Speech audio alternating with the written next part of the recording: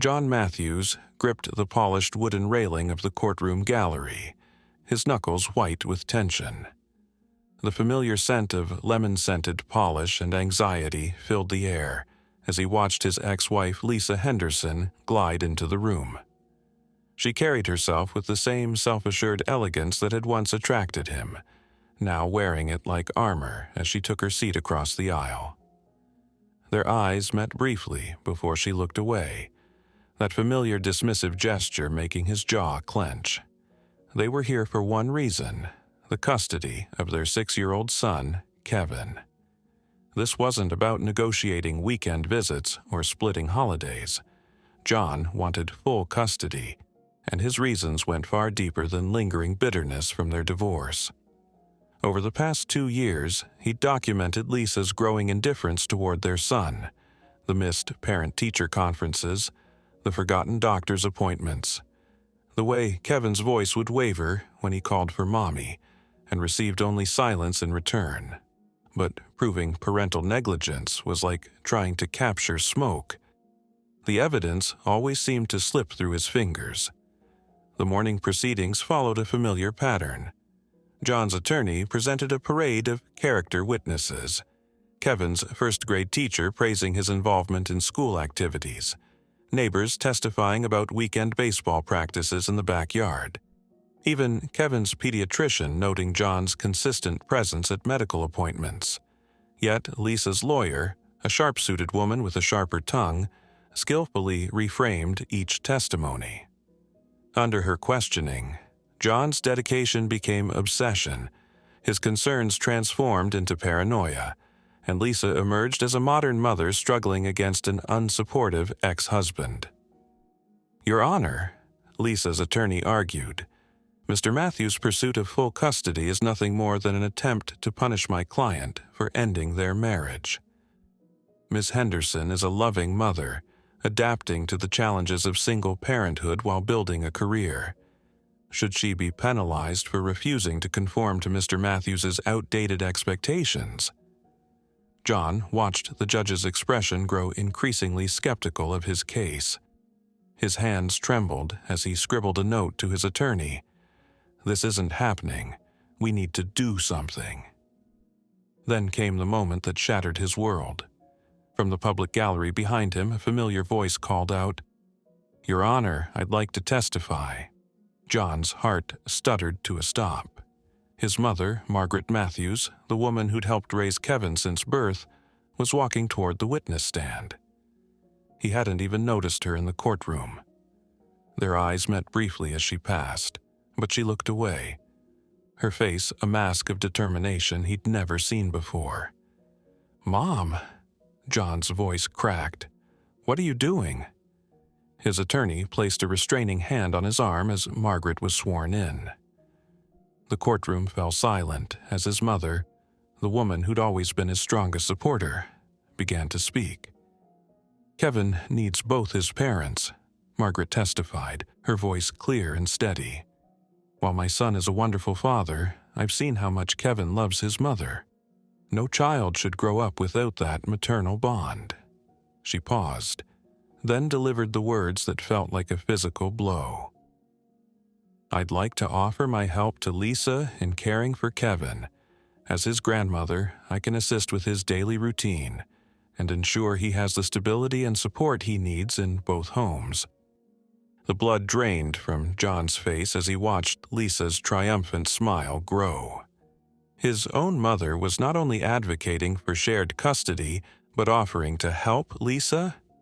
The betrayal cut deeper than anything his ex-wife had ever done. The judge's ruling came swiftly. Shared custody, with Kevin spending 3 days with John and 4 days with Lisa and Margaret.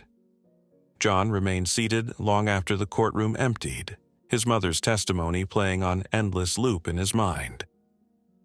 The weeks that followed took on a surreal quality. Margaret remained maddeningly normal during their occasional interactions, happy to discuss the weather or neighborhood gossip, but shut down completely at any mention of the custody case. More bewildering were the times John spotted her with Lisa and Kevin around town, at the grocery store, the park, even the ice cream shop, acting as if he were invisible, walking past his calls without a glance.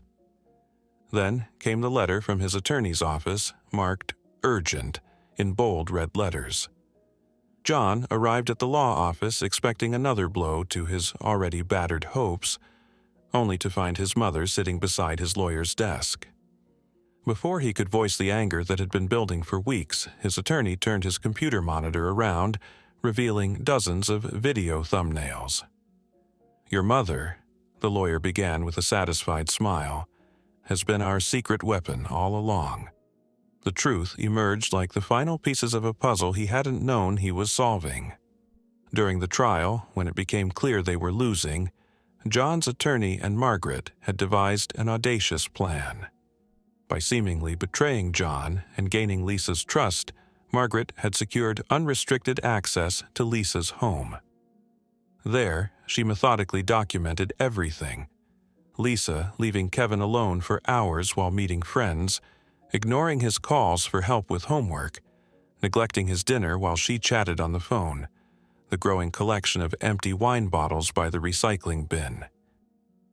"Mom," John whispered, tears welling in his eyes as understanding dawned.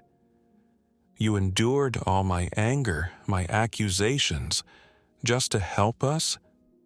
Margaret took his hand, her own eyes glistening. "A mother bears anything for her child," she said softly, "and a grandmother does the same for her grandchild. I couldn't let you lose Kevin, but we needed proof the court couldn't ignore." The evidence proved devastating in the new hearing. Lisa's confident smile crumbled as video after video played, showing the stark reality behind her polished facade. Her attorney's attempts to object on privacy grounds fell flat. Margaret had been legally invited into the home as a caregiver, and documenting suspected neglect was within her rights. The judge's decision was swift and unequivocal: full custody to John, with Lisa granted supervised visitation rights pending completion of parenting classes and counseling. Today, 2 years later, their lives have found a new rhythm. Kevin thrives in an environment of consistency and attention, his previous anxiety replaced by the confident energy of a happy 8-year-old. Margaret is a constant presence, this time purely as a doting grandmother rather than an undercover operative. Lisa's supervised visits gradually decreased until they stopped altogether, her other priorities taking precedence as they always had. On Kevin's 8th birthday, as John watched his son blow out the candles surrounded by friends and family, he caught his mother's eye across the room. They shared a knowing smile, remembering the long game they'd played to reach this moment. The cake was sweet, but victory, and the knowledge that Kevin was finally safe and truly cared for, was sweeter. Later that night, after the party wound down and Kevin was asleep surrounded by new toys, John found his mother sitting on the back porch. He handed her a cup of tea and sat beside her, both of them watching the stars emerge in the darkening sky. "I never properly thanked you," he said quietly. "What you did, the sacrifice, the planning, enduring my anger, I don't know if I could have done the same." Margaret sipped her tea, a small smile playing at her lips. "You would have," she replied with certainty. "Love makes us capable of things we never imagined. Remember that as Kevin grows up." John nodded, understanding that his mother had taught him one final lesson about parenting. Sometimes protecting your child means playing the long game, even when every instinct screams for immediate action. It was a lesson he would carry forward, a testament to the lengths a family will go to protect its own.